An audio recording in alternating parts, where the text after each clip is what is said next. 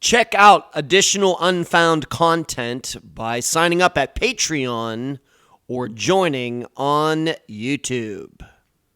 Elaine Johnson was a 41-year-old from Parma, Ohio. She had 2 children and worked at a local college. Sometime around December 1st, 1990, Elaine had been washing clothes at her apartment building. Those items were eventually found still in the machines. She was never seen again. I'm Ed Dunsel, and this is Unfound.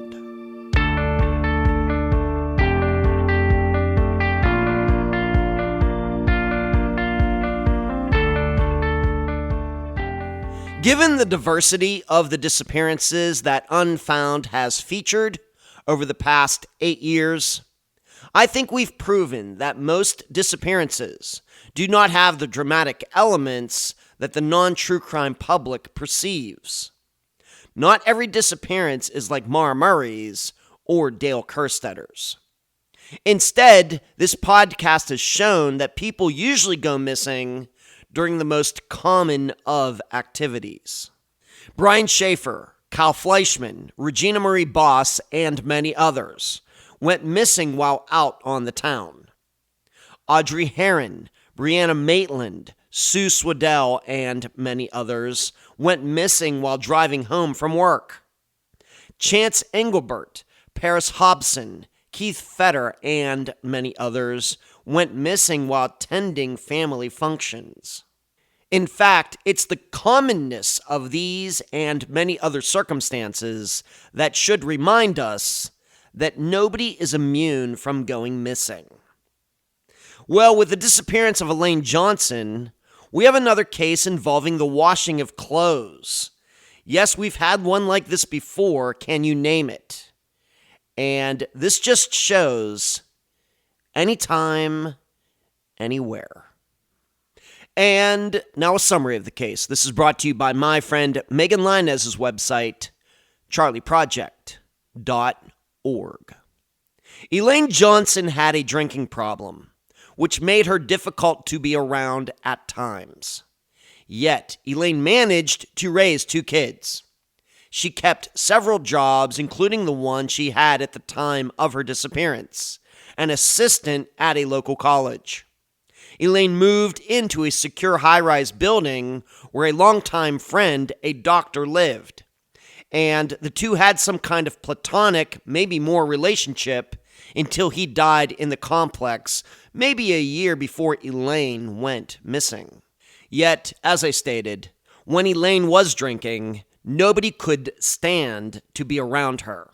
And actually, on Thanksgiving of 1990, she ruined the day by already being drunk before the celebration began. And her daughter never spoke to Elaine after that. So, over a week later, on December 3rd, 1990, Elaine's daughter Jody got a call from Elaine's work stating she had not arrived. Jody immediately went over to Elaine's building. Her car was there. Nothing was amiss in Elaine's apartment. No signs of violence, and no evidence that Elaine had any guests there at the time.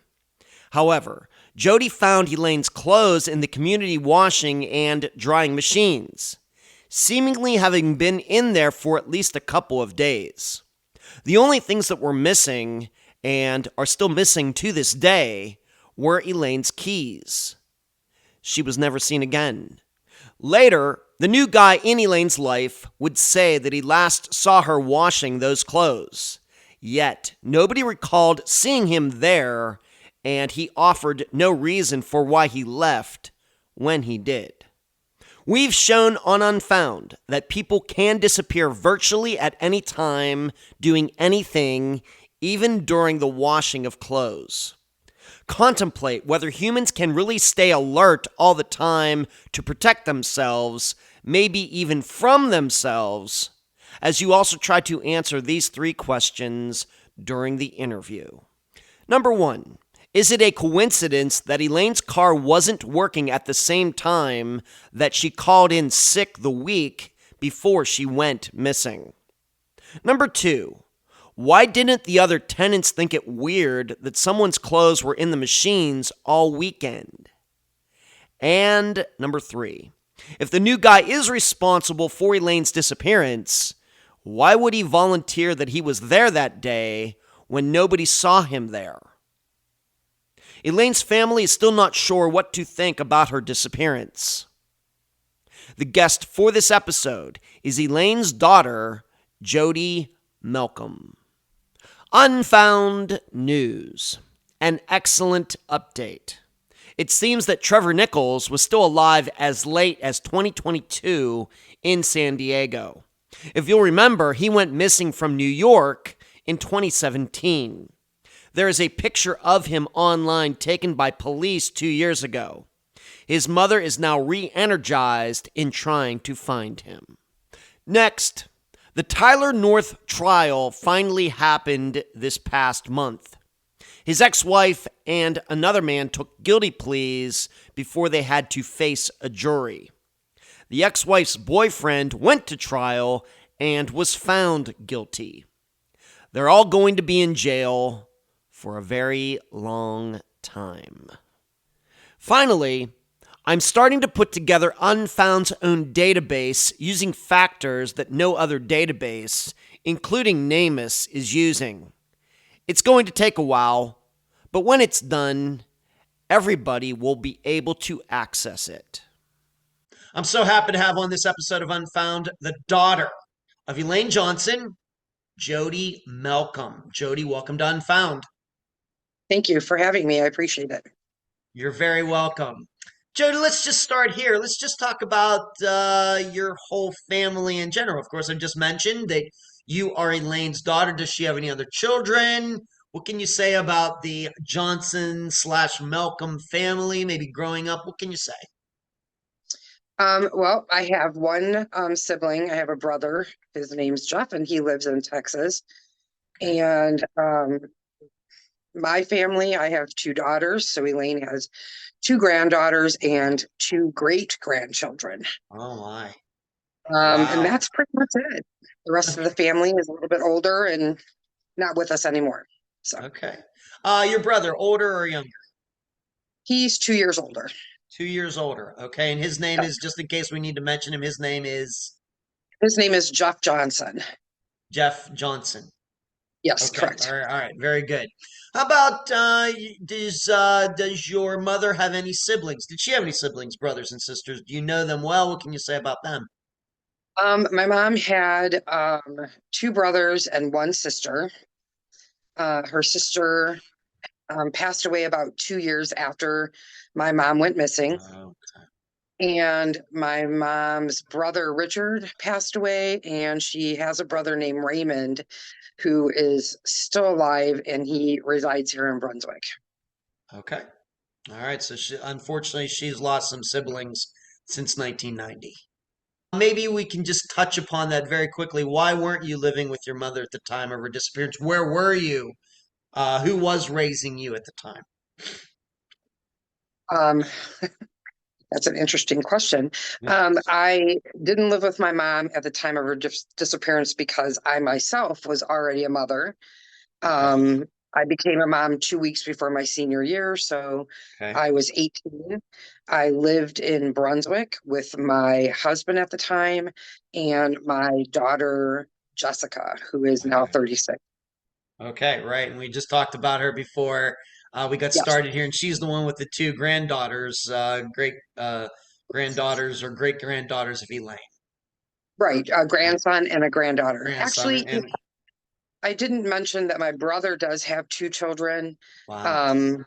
My mom never got to meet her granddaughter from my brother, but she did meet my brother's son, but he Okay. was just a baby. Okay. All right. So you were out of the house at the time. You were already a mother. You were Yeah, living with your husband, and so she's living by herself. This is the situation. This was the situation. Okay, very correct. good. Let's just talk about what do you remember about your mother? Of course, it's been 34 years. What do you remember? Some of the, her personality, her interests. We're going to get into her work that she was doing a little bit, but what do you remember? Her being your mother. What do you remember about her? Describe Well, she was beautiful, her. and she always she was a lot of fun. Actually, she was a wonderful artist. She wrote poems. Um, she was smart, funny. Um, just Mhm. I Yeah, I it is hard because it's been so long. yeah. But she was strong when she wanted to be and when she could be. She taught me to always be self-sufficient. She instilled in me to, always learn about everything that I possibly could. Like about cars and lawnmowers and Oh, things mechanic. like that. Interesting. She did have an alcohol problem. She drank. Um, but she always tried to, you know, basically she tried to stop drinking on her own several times growing up. At times when she did drink, she was a very different person. Yes, Um, everybody is. Right. What yeah. kind of, So, if I can ask, what kind of drunk was she? um, she went through stages. Um, she was a depressed drunk. She would Oh, get, sad, and she would get angry. She would be sentimental. Um, I mean, it was kind of like a process for her. In the beginning when she would drink, she would be funny and want to dance and sing, and it would progressively get pretty bad okay. to the point where sometimes she was suicidal. Okay. And speaking maybe to, of course, like you said, a couple of her siblings, one died not long after uh, she went missing, but maybe other people in her family, of course, adults, maybe back a time or since. Do you know where this drinking came from? Is this something that runs in your family, or did it something bring it on? What do you think? Um, her mother didn't drink, but her father did. Okay. Siblings, her sister rarely drank that I'm aware of. Um, I think a lot of it stemmed from she did have a very rough childhood. Um, my dad was an alcoholic. When they married, they both drank together. Okay. Um, so I think it's a little bit of a combination of maybe a mental illness Okay. and just her life and her upbringing. Okay. How did it affect her raising you? Um, when she didn't drink, she was amazing. Hmm. Um, like I said, she was very creative and she was a very hard worker. She taught herself shorthand and learned how to become a legal secretary. She worked several jobs. So she was kind of, she wasn't always there, but she definitely was trying to do the best she could for us, to give us braces and, to make sure that we were fed properly and that we, had the clothes on our backs. But, it was a struggle. She was a single mom. Yeah. Um, and like I said, she did work as many jobs as she could. So sometimes she wasn't always there, but um, I basically understood it as a child growing up. Okay. And Um, she worked at a local university, right? Where was this? And maybe you want to when maybe name some of the other jobs she had as well. But I think she was working at this university when she went missing. when she went missing, she worked for Cuyahoga Community College, which was the downtown Cleveland campus. She was the secretary there. Prior to that, she had had jobs as a legal secretary in downtown Cleveland for different law firms. Um, but her job at Tri-C was the most recent job. Okay. And I guess what you're also saying is her her drinking did not affect her employment. Any stories that she ever lost a job because of her drinking or anything that you know of? Um, Not that I'm aware of. Like I said, I hadn't lived with her for about, I think it was probably about 3 years prior. Wow. I had not lived with her prior to her disappearance. Um, she was, yeah, a very high functioning alcoholic. She would be able to go to work. I'm not aware that she lost a job, if I, or that I remember that she lost a job because of drinking. Okay. And this job that she had, would you call this like a 9 to 5 type of situation, Monday through Friday, or how do you remember it? It was a 9 to 5 or, no weekends, Monday through Friday type of job. Okay.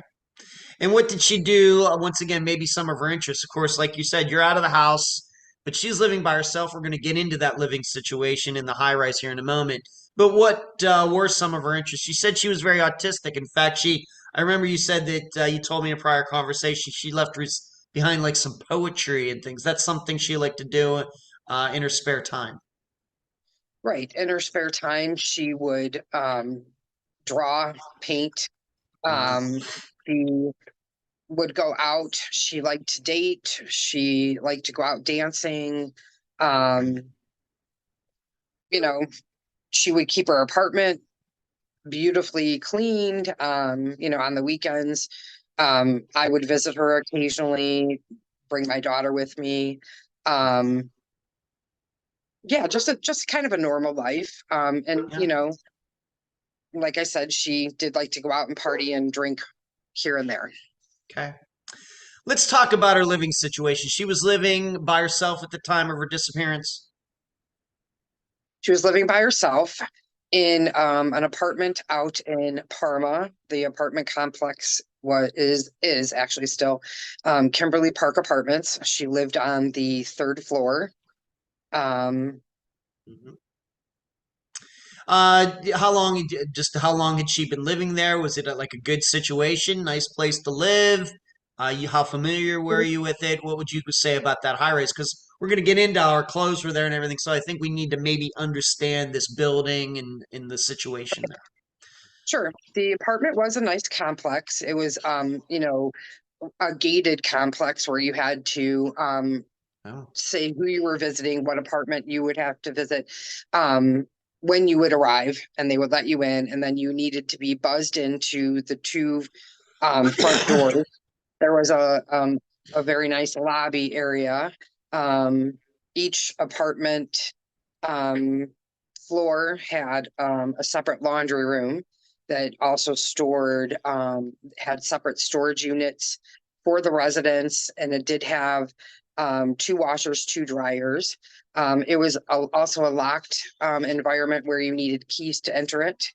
hmm. There was an intercom system that you needed to buzz the apartment to get into it. I did not because I had keys to the complex. Okay. Um, I also had keys to her car. Her car wasn't in a garage, but it was parked in a community parking lot right outside of the main entrance to her apartment. There also was back entryway that was it was a stairway that was located right next to like the garbage area. And the garbage was put down. Each floor had a chute to throw garbage down. All right. So She had lived there. Let's see if I can get the time frame right. I helped move her into this apartment complex when I was pregnant with my daughter. So I had my daughter in August of 87. So she must have moved in probably, I would say about June of 87. okay. So she was there like 3.5 years. Yes. And it sounds like a pretty nice place, very secure. You got clean washer and dryer on the same floor. Sounds like a pretty decent place, very secure place. People just Yes. can't walk right in. Of No. And that was part of the reason why she did like it. course. Okay. Since Yeah. then, it's not a gated community anymore. I mean, you can just go right in and out, but it still does have the similar setup where you have to be buzzed in with the two doors that are locked. So it hasn't changed too much.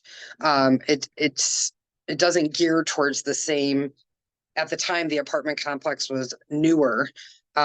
So the residents there, I think, are allowed to have animals now. So it's definitely a little bit more run down than it was when my mom moved in. Um, but it was a very nice apartment when she moved in. And Okay. it was just a one bedroom apartment that had a living room, a bedroom, a small kitchen, and then of course a bathroom.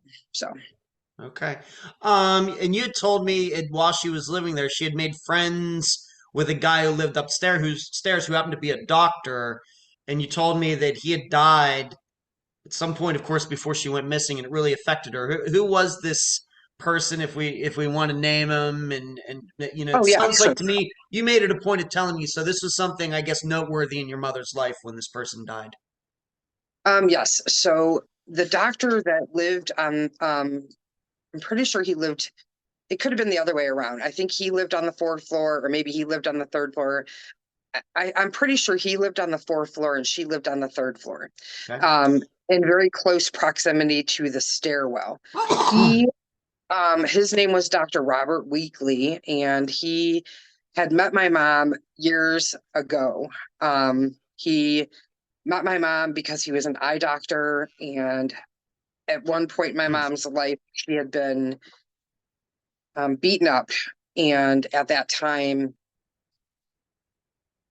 um, she had a lot of damage to her eyes, and so she had met Dr. Weekley through that relationship. And they remained friends. He was single. He was older than my mom, probably 20 years older than my mom. Okay. Um, but they had remained friends. He had already lived in the apartment complex. So I think that when my mom moved there, it was easy because they were there together. Yeah. Um, like I said, he was older. My mom, they did a lot of things together. They went to dinner. I don't know about their romantic relationship, but he Mhm. had taken us on vacations when we were young. He would take us to Canada, and he had Wow. taken us to, he was he was in our lives for a long time, probably 10, maybe 15 years. Wow, that If not, long. yeah, if not more, I don't really know the exact time, but my mom would tell him all the time to take the elevator instead of taking the stairs. And Dr. Weekley passed away in the stairwell bringing groceries up. Wow. Um, he had a heart attack in the stairway. I don't think my mom found him, Wow. but he was like a solid person in her life, and he Yeah. did, help her financially and just as a companion. They were companions. They were Yeah. friends. And so when he passed away, she was devastated. She was lost. Yeah, it was pretty bad for her. Okay. Did that happen in 1990 or not long before? How long do you remember? Just as best as you can Um, guess. no, it didn't happen in 90. It happened probably maybe the year or two before. Okay. Um, my timing could be off. I could get an exact date if you That's all needed right. it, but Just wonder, once again, looking maybe for any cause and effect here. She goes missing. it had a It just different. doesn't sound to me like they were very close. I mean, time-wise, very close to. It might have been a year before this. It's Yes. very possible. Okay, that's all. That's all I'm trying to establish. Okay. I have to ask: do you think it was coincidence that she moved in where he lived, or did she move to that building because he was there? No, I think it was a combination of, yeah, he was there and she could afford it. And it was, her style. She liked it, that it was a little bit fancier at the time. But I think a lot of it was convenience because Dr. Weekly was there. Yeah. Okay. Very good. Let's move on to this. Now, you've kind of already mentioned this. Just want to touch upon this. You'd mentioned that when she really, really got low, when she was drinking, she had talked about suicide, maybe even attempted that. Just don't want to spend too much time on this, but had she had prior suicide attempts in the 1980s, let's say, and how did they manifest themselves or itself? Yeah, that I remember she had two attempts. Okay. They would manifest because she would drink and become very intoxicated, and then she would become very depressed. Yeah. Um, I do remember one time it was in the 80s, don't know exact year, prior to me becoming pregnant. So, Okay. 80, between 80 and 85, where she attempted to take pills. And my brother and I gave her something that made her throw up. And then one time she was intoxicated and rambling and decided to run out into traffic. My brother and I had to carry her back into the house from a main road we lived on in Brunswick. All right. So those She were, also, please, please. with that being said, she also would put herself into different detox programs to try to help herself, to try to, become clean and dry. And when she would do that, she would give me a phone call and say, I'm going to detox. I need you to take care of my apartment or water the plants, or, she would always let me know if she was going to try and get help, which she attempted several times. Okay. All right, but it just didn't stick. It Yeah. didn't. Okay. That's a common, 330 disappearances featured on Unfound. We do talk a lot about addiction, mainly to drugs. To a lesser extent, alcohol, but talk a lot about people going to rehab or trying to get help, and it just doesn't stick. Very common. Yes. Okay. Let's move on to this. There was, though, this new guy in her life, and my understanding, not to take ruin it for everybody, but my understanding is he deceased now? He's He is. he is. All right. So we can talk about him in very free flowing terms. Just in general, though, for now, who was he? What is his name? And how did the two of them meet? As best as you can tell. His name was Brian Sachs. He lived in Parma, pretty much right around the corner from my mom. Okay. They, as far as I know, they met at a bar called the Lamp Lighter, which was located in Parma as well. They had, as far as I know, they had not been dating very long. She I had not met him up until the day that I reported my mom missing. Huh. She had made comments to me about how I wouldn't like him because he was more of a blue collar versus a white collar, which was my mom's type. My mom was drawn to men that, had good jobs where they wore suits and had nice cars. And this gentleman was not in that scenario. He, as far as I know, was a construction worker at the time that they met. They had, like I said, I think it was only a couple months that they had a relationship. Didn't seem like it was very serious. Mhm. Okay. Don't really So I know guess he's a much little bit about him. different, lot different than Dr. Weekley was. A lot Yes, different. The yes, opposite. Okay. very much so. All right. So you never met him until after she went missing? That's correct. Okay. Did she ever met? So she had absolutely admitted, well, I don't really want to introduce him to you, Jody, because you're not going to like him anyway. Is I it kind kind of got that feeling, yes, and there Okay. weren't any opportunities for me to meet him. Um, So, I kind of got the feeling that I would kind of been like, why are you going out with him? Yes, definitely. Okay. All right. That's fair enough. And of course, we're gonna come back to talk about him later. But he was the new guy, but not in her life for very long. And we'll come back to him in just a bit. Now, another thing Okay. going on at the time of her disappearance was she had a car issue, something about her car not running. Is this? I'll ask you. Just once again, I realize sometimes looking back, hindsight 2020. Is this something that you knew about before she went missing, or did you not know this until after? I did not know she was having a car issue until after she went missing. Okay. What ended up being the car issue? Did you ever find that out? Did you get it fixed? Did somebody else get it fixed? Did you find out what was the problem after the fact? Yes, I did. After the fact, it was probably about a month after the fact, I had to clear out her apartment and do something with her vehicle because my mom had paid her rent the day before she went missing. So we had a month. Well, I also had keys to her car.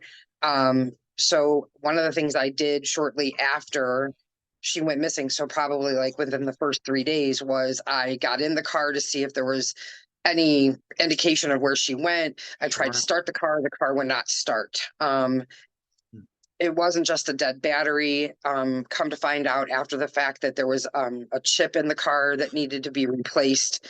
So later the vehicle was towed to my home back in Brunswick, and it was fixed at that time. But that could have led to, why she was not in her car. But at the time of her Sure. disappearance, she her keys were missing. So her keys would have been needed for one of two things, obviously. One, to get into the laundry room, or All right. the other would be to use her car. So Okay. if her And car didn't start, that could explain why it sat in the parking lot. sure. And those keys are still missing to this day? Yes, they are.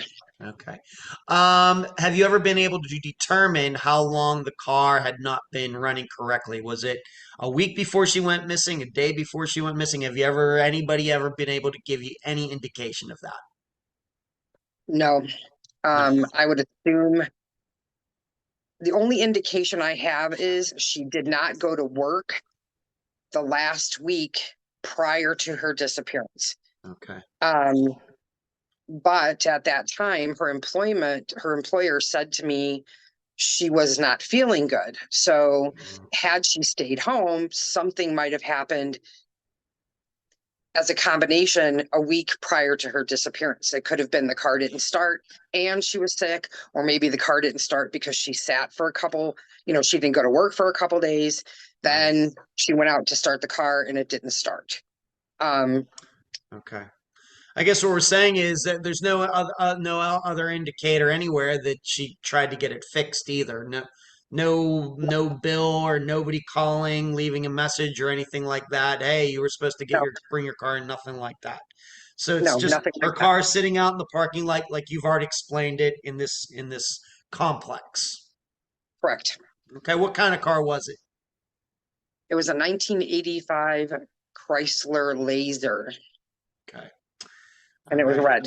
red. Okay, very good. So it's 5 years old and has a computer problem. I don't think anybody would be surprised that Chryslers have problems after 5 years. Having been in the car business in the 1990s, working for my family with Dodge Chrysler and Plymouth, so know a little bit about that firsthand. Okay, so I don't think that's I don't think that sounds like something that's really really unusual. You've already mentioned this. She did claim that before she went missing, she was sick. Did you talk to her on the phone? Did you see her in person? What did she have? Was this alcohol sickness? Was she, or what do you think about this now looking back at it? Um, well, I hadn't spoken to my mom. The last time I spoke to my mom was on Thanksgiving of 1990. Okay. She was supposed to come out to Brunswick and go to my in-laws with me for Thanksgiving dinner. She did come out to Brunswick with that car. When she arrived, she was drinking. Okay. We were gonna park her car, and I believe we were gonna all go in my car to my in-laws. She brought me a blanket that I had as a child growing up, and inside the blanket was a vase unknown to me.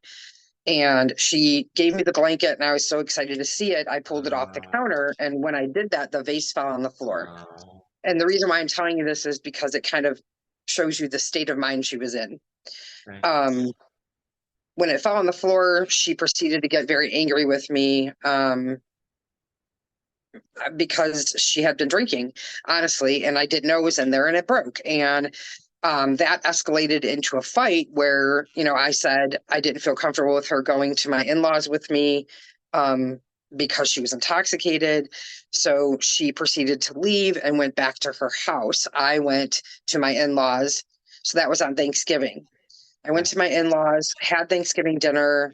When I arrived at home later that evening, I spoke with my mom on the phone. Okay. She was very intoxicated, hard to understand at times. It was still kind of a, verbal argument between us, but she started telling me that she was going to marry Brian, which I thought was very odd at the time. Didn't really understand why she was saying that, considering she hadn't known him very long, but she kept on rambling about their birthdays being very close together and that they were going to get married in February of 1991. That would have been. Yeah. We ended the conversation with me feeling, honestly angry with her and confused. And that was the last time I talked to her. So about a week later my birthday is December 3rd. On December 3rd, I was home. My mom didn't call me that day to wish me a happy birthday or to say, what, happy birthday, you little bitch, whatever it was going to be. And she would have called me one way or the other. So she didn't call me, but I did receive a phone call on my birthday from her place of employment saying she hadn't shown up for work. Did I know where she was? I was her contact information. And so at that point, I realized something was wrong. Oh, okay. So, all right, we're going to come back to that. Thank you for detailing all that. So this last time you saw her was on Thanksgiving, but then you talked to her later that night. correct. Okay. All right. We'll come back to that. Very important. All right. And so that's a Thursday. Of course, Thanksgiving's always fall on a Thursday. So that was a Thursday. All right. Just some general questions. In your opinion, during the year of 1990, how was your mother doing? Would you say that her life was better, worse, drinking and everything else? How was it going for her in 1990, as best as you can tell? Um, she was at a pretty bad low. Her drinking was pretty bad, pretty excessive. Okay. She was holding her job down, but didn't seem happy. She was kind of manic, I don't know if she was ever diagnosed as being a manic depressive, but I do believe she was, but she was up and down a lot throughout that year. Okay. All right.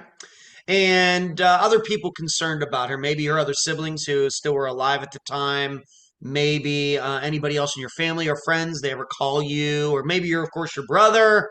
Did you ever talk, man, Elaine, man, 1990 is a really rough year for her. Any conversations with other people about Um, I don't remember necessarily having any conversations that were out of the ordinary. We all were aware of, how bad she was drinking. Her mother lived in Texas at the time. My brother lived in Texas at the time. My dad lived in Texas at the time. My mom's sister lived here in Ohio. I can't say that it wasn't anything out of the ordinary. It was typical behavior. All right, typical behavior. Now, of course, her job, it seems she still had her job at the time of her disappearance. In fact, they called you on December 3rd. We're going to get back to that. So it seems she still had her job at the time, even, I don't know how she felt about her job, but obviously she was a concern because they called to say, hey, where's Elaine? And we've already talked about the last time you saw her and spoke to her. But also regarding Brian, we'll come back to him later a little bit more, but she ever say anything to you about Brian that let you into any indications that that it was abusive? Like when you saw her on that Thanksgiving, any bruises? Anything ever get back to you that he was abusive to her? Anything like that? No, not at that time. Okay. And how often, other than, of course, on Thanksgiving, how often would you speak and talk to her? Daily, weekly? What do you think? Oh, no, probably daily, maybe every 2 days, I would talk to her. Okay. Do you think there was anybody else in her life besides maybe her coworkers that was speaking to her more? Anybody, a friend or anybody, maybe Brian, or maybe Brian would be that answer, but anybody other than that, anybody you trust. She probably talked to my brother a couple times a month. I do know after the fact that she had spoken to my dad. Not anybody that was a close confidant. I have a godmother My godmother lives in California, and she has for very many years. Um, you know, they would talk occasionally, but no indication of anybody specific during that week or the weeks leading up to it. Okay.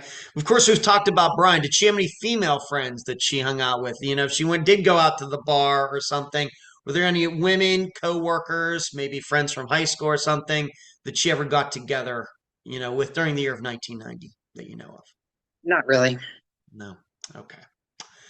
All right. So, and how about after Dr. Weekley died in the building, any new friends that she made in the building? Do you even know anything about, did she ever mention anybody on her floor, any other floor? Not that I can remember, no. Okay. Let's move on to this. Now, of course, officially on the record is November 22nd of 1990. There are a few different dates, that are connected to your mother's disappearance.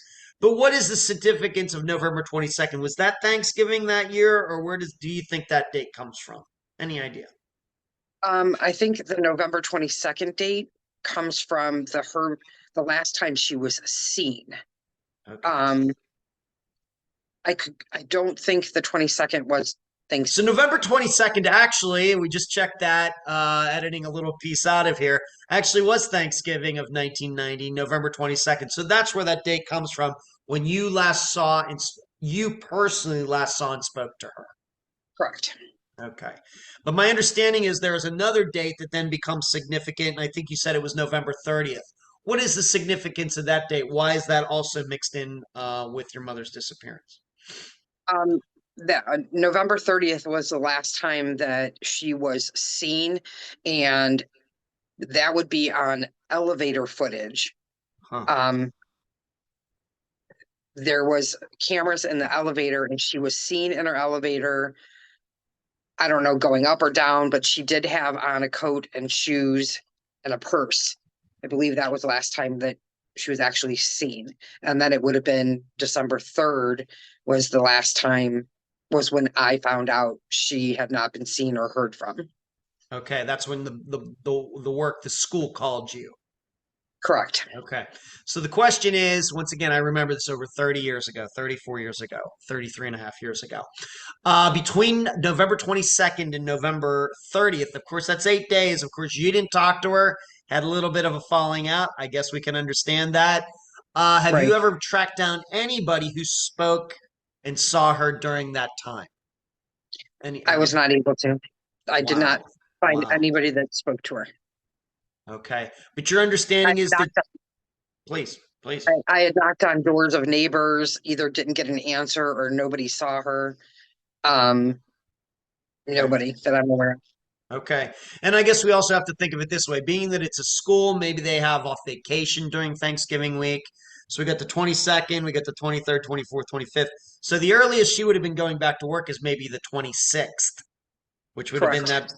And so do we know, is that when she started taking off from work because of her sickness or her car? Do we know that or not? Or can we even be sure? I don't have verification, but work had said she hadn't been in the last week. So that kind of works out then. yes, it does. Because once again, I know this is hard to do over audio and everything without having like the visual aid, but the 26th would be a Monday, so 27th, 28th, 30th, that's going to be Friday, and then there's only 30 days in November, so first, second, third. So yeah, it would seem that she never went back to work after the Thanksgiving break, perceptually. Yes. Perceptually. That's So what December 3rd, 1990 was a Monday. And so the preceding Monday would be November 26th, which would have been the first Monday after Thanksgiving. All right. So it's interesting there. But this has been verified, this video, that it was done on the 30th, which would have been that Friday, the next Friday. correct. Okay. I never saw the video, but that was through police talking Okay. to the apartment complex and whatnot. But yes, that's correct. All right. So you've never actually seen the video or picture. You've never been shown that in 34 years. No. Okay. All right. So I have it just here in the outline. The red flag, I guess the red flag occurs on December 3rd when work calls you and says, she hasn't been in a week. What do you do? What is your first reaction? Do you remember your reaction? What do you do? My first reaction is to call her. I tried several times to get in touch with her, through the phone. Mhm. Um, I eventually get in my car and drive out to her apartment complex. Um, when I arrived, I didn't check her car right away, but I did go into the apartment complex. Again, I had keys to get in. She Okay. had given me keys because of times that she had gone to detox before, and just so I could get in and whenever she needed me to.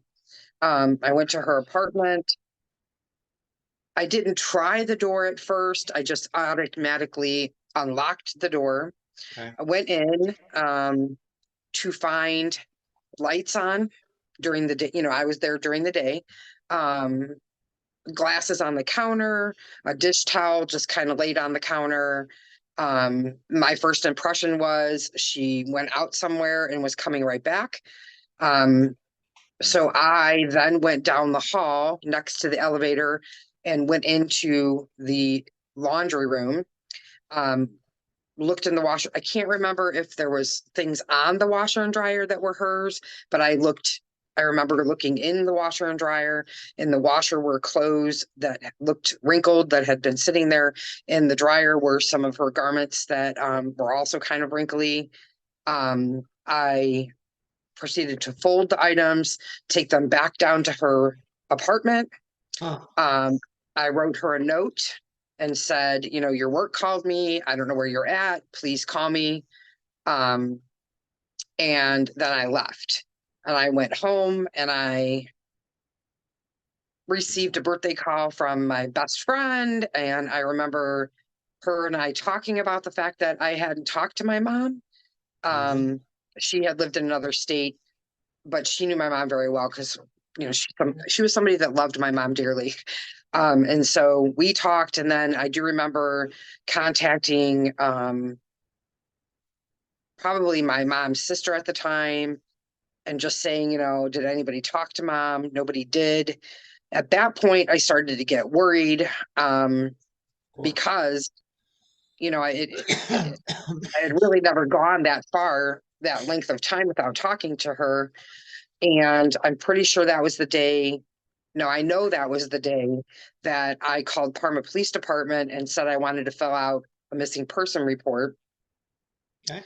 And I tried calling the boyfriend, Brian Sachs, at the time. Um, I did get through to Brian. He said he hadn't talked to her. Um, I later in the evening, I remember it being dark. I remember going over to the apartment complex and meeting the police department there. And at that time was when I filed a missing person report. The boyfriend, Brian Sachs, met me in the lobby. So it Wow. was me and my husband at the time, met me, my husband, and the police in the lobby. And we filled out a police Brian report. came over. Did you request him to come over, or did he voluntarily show up? I If you I can remember. think that it was a mutual, if I remember correctly, it was like a mutual agreement. He said, "Hey, I'll meet you over there." And that was the first time I ever met him. Okay, that is when you met him, when the Yes, police were there and filled out the report. correct. Okay. All right. So very good. And your understand, we're going to get into all of that a little deeper, but could the police really do anything at the time? Did they have any insight? Of course, maybe by that time you realized that her car was there, and we've already kind of talked about that. We'll come back to that.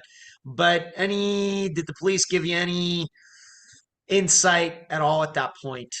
You know, No, no. no. The police at the time um, let me fill out the police report. They Okay. documented that I said she was an alcoholic. They didn't give me any kind of reinsurance. They did not go up to the apartment and look at anything. I'm pretty sure I was told that it's usually not um, anything of importance until it's like 2 weeks or so, or a little bit longer that she had been missing. I was told at the time that she was an adult, that she had the right to be where she wanted to be without me being notified. I explained at the time that, the only time that she was not where she should be was if she put herself into detox, which at that time I was always notified. I explained to the police that, she was nowhere to be found, that we couldn't find any coats or shoes or anything missing. The only thing that was missing at the time was her keys that she would have needed to go into laundry. I felt like the police were not taking me very serious. And at that time, I remember the dire need to find her because it never went this long. Right. Like our conversations never went that long without me knowing where she was. Okay. Yeah, good point there. And I agree with Even you. growing up. They're telling you a week or 2 weeks or all these things. Yeah. Right. Especially since her car's sitting there right there. She's not there, but her car's sitting there right in the parking lot. Right. And at the time, I thought maybe she walked to, there was a convenience store literally out of her apartment complex and down the road, less than a mile away. Maybe she walked there, but there was no indication that she went to an ATM. There was no checks that were written to that convenience store to get a bottle of her choice. She drank vodka. She was a vodka drinker. There was nothing. The only thing that was done was she paid her rent the day before she went missing. That was proven by the rental office, and the check that was, the last documentation in her checkbook was written to Kimberly Park Apartments. But no, I felt like the police were not taking me seriously, and that I was appeased, if you will, by them letting me fill out a missing person report. And I had to go home that day, and that was it. That was it. That was the last time. I think the word that comes to mind is patronizing you. Exactly. They were just kind of, okay, we're gonna do something. We're gonna do something. Oh, don't you worry. And then the paperwork gets put on the desk, and that's it. Correct. Okay. And at the time, I had to believe my boyfriend. I don't remember what he said. Mm-hmm. I do remember him saying, they were together, but he hadn't seen her for a couple of days. I was not impressed by the boyfriend when I did meet him.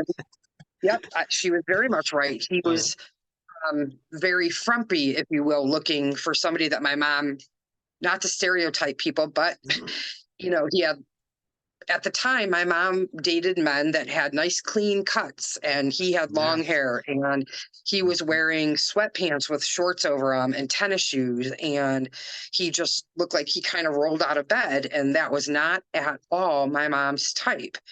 And so I wasn't very impressed with him. I wasn't impressed with him in the matter of that he didn't seem to take it very seriously either, that I'm standing here saying we need to file a missing person report and we can't find her, and he gave me no explanation as to, maybe why her car didn't start. But yeah, I was just pretty much patronized by the police department and sent home. Okay. Let me ask you something. It's very important.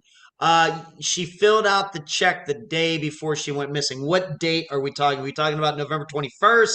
Are we talking about November 25th? What was the date? What was been the date? Because, for me, I rent here. I always just pay at the first of the month. Are you saying that the check was filled out for December 1st, or what are we talking? What date are we talking about?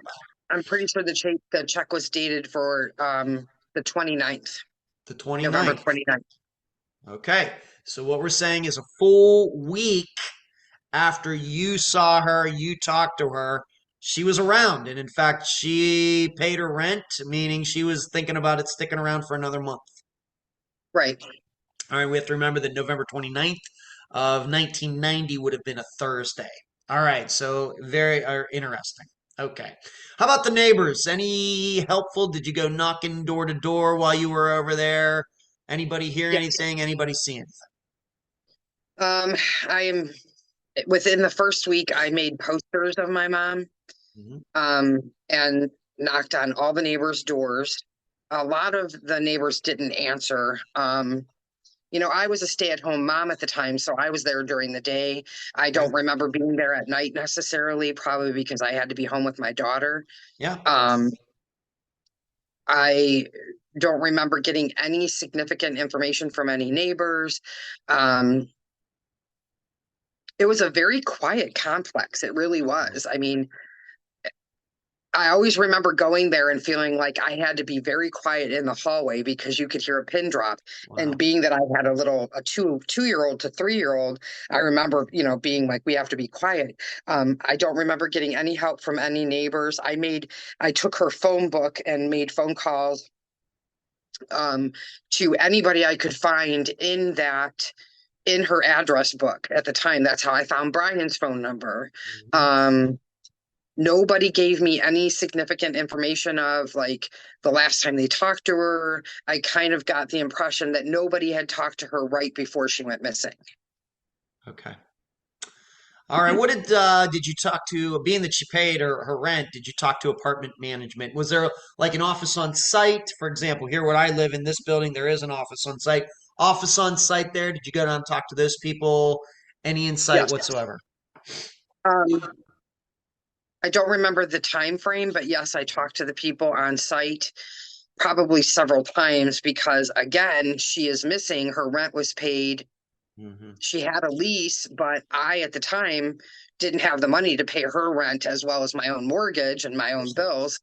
Um, and so, I know the rental office was on site. Um, I spoke to them about the fact that she paid the rent. And I knew that she had paid the rent for the whole month of December. So the check that was written in November, the end of November, was for December. Um, Hmm. and that's pretty much all the information I got from them as well. Okay. Except for we must have found out. I don't remember ever finding out about the video of her in the elevator. I believe the police, finally 2 weeks later, the police started asking questions. And at that time, I think that's when they found out that she was last seen in the elevator on the Okay. 30th. All right. We have to just, of course, this is 1990 technology. It must have been on some Right. VHS tape of some type. Correct. Okay. Let's talk about her apartment. Of course, we're going to get to the washer and dryer situation. You've already mentioned it, but we're going to get into a little more detail with that. Her apartment, you go in there, condition, signs of violence. So what I mean, anything knocked over, anything broken, like a refrigerator door left open, anything that you would say, anything violent at all happened in the apartment. Nothing. I could not find. Now, remember, I had stated that I folded her clothes and took them to her apartment, wrote Yeah, her a note, left the clothes on her bed, left the note on the counter. yeah, There was nothing knocked over. There was no indication of any kind of struggle. There was no blood that I could see. There was yeah. nothing out of the ordinary except for the fact that my mom was OCD.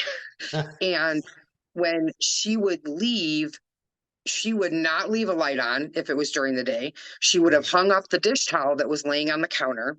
Her glasses, which she used at the time to read, would have been folded up and put away. What I saw was an indication of she went somewhere and was planning on coming right back. Back, yeah. As to the point where That's I turned insightful. off the Sure. lights. I hung the towel up. I did the things and I am still like this. Well, not so much this day, but years after she went missing, Yeah. I I know why this stuck out to me because I am the same way. Things to me in my life feel in order when they're done the right way, and then I can go off to do the next thing. So that's why it was always an indication to me that I thought she went to do her laundry and never returned. Because Yeah. again, she would not need a coat. She would not need her shoes. She would only need her keys. She would leave her light on if she was leaving for 10 minutes. She would leave her glasses laying on the counter if she was leaving for 10 minutes. It wasn't like she was in the middle of cooking dinner or anything. Hmm. There was no refrigerator left open, nothing. Her bed was made. It was a tidy, clean apartment. Um, Was just there, a few things. being that she was an alcoholic, was there plenty of alcohol there? Was there vodka there? You said that was her drink of choice. Do you remember that being there? I do, in the cabinet where it should be, not like a glass poured on the counter, not like she was, Okay. she wasn't really a day drinker. She was more of an evening weekend drinker. She would go to work, do what she needed to do, then come home and drink. I didn't find a bottle out. I didn't find any glass poured. I mean, there might have been a glass in the sink that, but I don't even remember the glass in the sink being there. It literally looked like she was going to do something and then she was going to leave. Okay. Now you I mean, she was mentioned going to come back. you mentioned in particular the coat and shoes. Those really sticked out to you because her coat that she would usually wear for that time of year was there, and the shoes that Yes, she would normally wear for that time of year were there. correct. And it was Okay. winter. It was, you Yeah. know, November. it was Yeah. winter. Yeah. I Yeah. gotcha. I know. I gotcha. Anything that maybe after the fact, I can understand maybe you didn't notice it at the time, but later, a week later, month later. Anything that you ever discovered that was missing besides her keys? Anything that we might, what we call, be stolen? Anything that, stick out to you? You know what? I went through all my mother's stuff and man, I can't find this. Anything like that?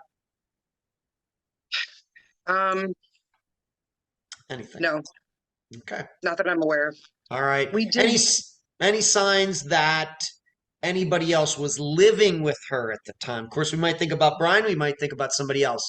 Any signs that anybody else's clothes or shoes or somethings were there?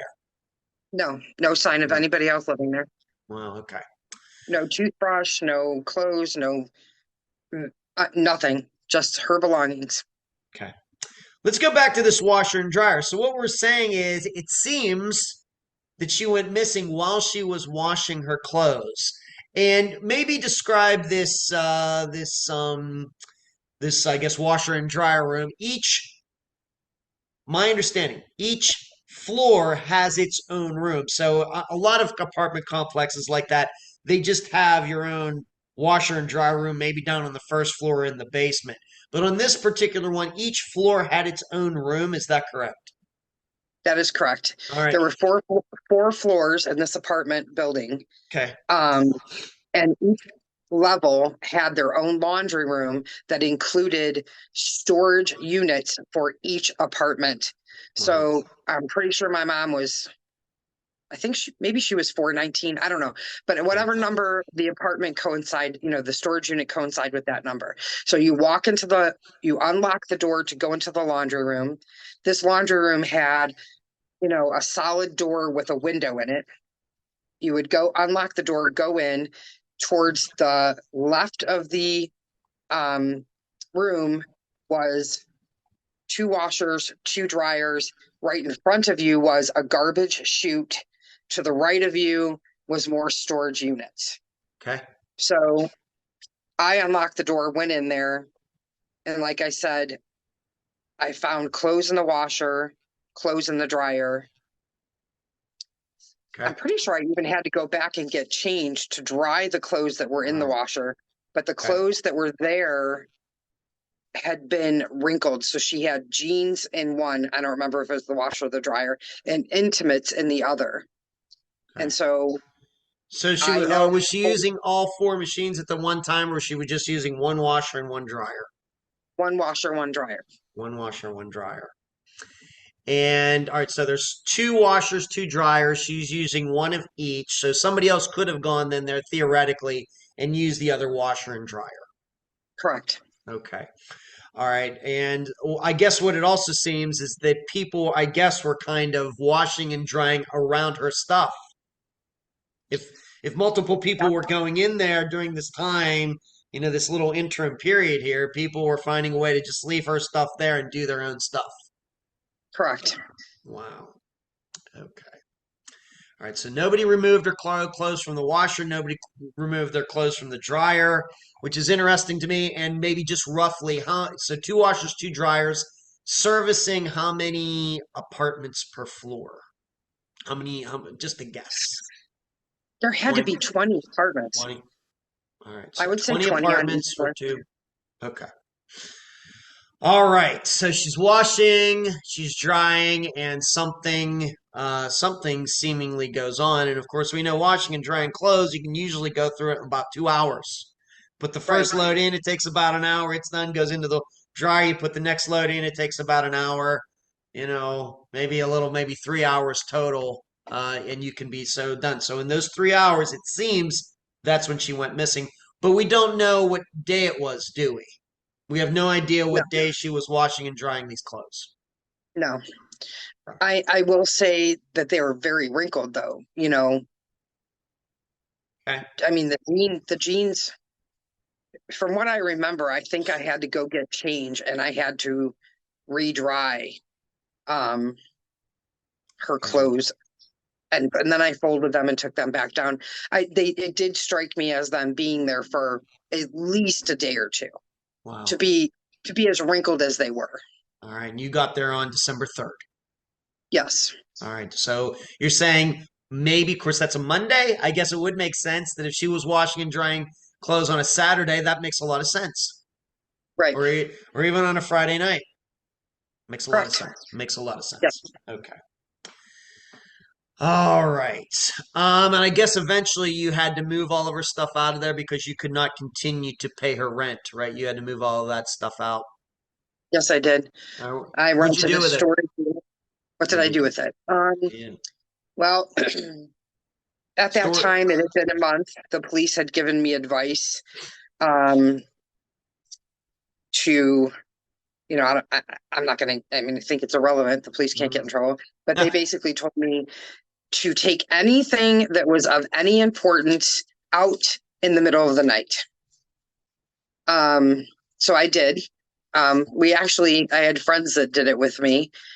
So we moved almost everything, to be honest with you, out in the middle of the night. And I placed it in a storage unit that I ended up paying for probably 4 or 5 years. Wow. Until I couldn't pay for it anymore. Her car remained there, not the whole month, I don't think. I'm pretty sure I had the car towed back to my house in Brunswick, which the car stayed there until my brother came to visit, which was about 2 weeks. So it must have been within the 2-week period that we brought the car back, which I only remember because at that time we were on the news about her disappearance. My brother was there and he's a car mechanic. He's a salesman. He's worked on cars all his life. He's the one that replaced the chip in the car and got it running. The car stayed with me and I drove it up until the plates expired. No, actually, I think we fixed the car. It stayed in the garage, and 2 years later, I was told just to forge the title and keep the car. Okay. All right. I'm sure the statute of limitations has passed on that, Jody. Yes. So I don't think you have to worry. Yeah. Okay. So, all right. And Chrysler not here. Lasers, nice cars. I mean, sporty cars for the 1980s. I mean, that's a pretty sporty car. Pretty nice. Okay. All right. Let's move on to this now. Excuse me? She loved that car. I don't know why, but she did. I bet she did. Yes. Okay. Now, the one thing that is missing are her keys. Your understanding of what would have been on this key ring? Well, the first thing that was on it was an E for her name, Elaine Johnson. It was a brown E, and it was like a metal kind of decoration. And what was on there were her car keys. She needed car keys. She needed the key to enter the apartment building on the ground level, a key for her apartment, and a key for the laundry room. Okay. And those are all in the same ring, and they're all missing. Yes. And she might have had a key to my house. Okay. All right. And when you said that this property was gated? Yes, there used to be a security guard that sat in a little booth. You would have to say, I'm here to visit such and such apartment. And he would open the gate. It was just an arm, it wasn't a gate, but it was just an arm to let you in. Yeah, that's kind of like where I live now. And I guess what we're saying, this security guard or any security guard did not notice your mother leaving the premises at any time, walking. No, I don't know if he was questioned. I don't know. Yeah, I'm not sure. Okay. Yeah, because we have that here, but even in my complex, we have it's a gated condo building, and you have a security person down there, and there's a gate just like you're talking about. But people can get onto this property without being down there. You just go up the back, come in the back Right. very easily. But if you want to drive onto the property, then that's the way. There's only one way on here. Okay. That's Now correct. I have it in my notes. Somebody pretended to be your. I had it as an imposter. You're gonna have to explain this. Somebody pretended to be your mother, or what was this? That was years later. Yeah, let's talk about that, and then we're gonna talk about Brian. Okay, so um, let's see how many years ago that was. It might have been 6, maybe 7 years ago.